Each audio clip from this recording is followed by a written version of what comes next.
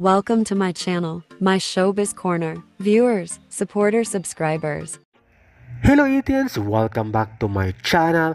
Ken or Philip Sison maging model sa isang health magazine. Sikat sa buong mundo ang Bman's magazine.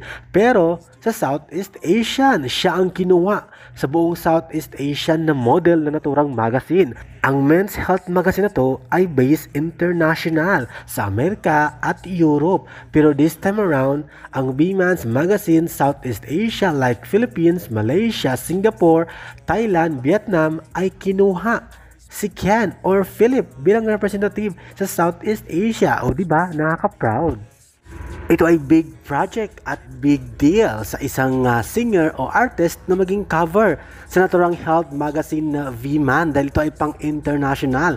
Sa US, ang cover nila ay like Channing Tatum, Ryan Gosling, Ryan Reynolds at marami pang iba. Pero sa Pilipinas, sa Southeast Asia, si Ken or Philip ang napili na maging cover sa Southeast edition ng Bman's. Southeast edition including dyan ang Vietnam, Malaysia, Thailand, Singapore at Pilipinas. O diba, nakaka-proud talaga. At big deal ito for Ken or Philip. Kaya congratulations Ken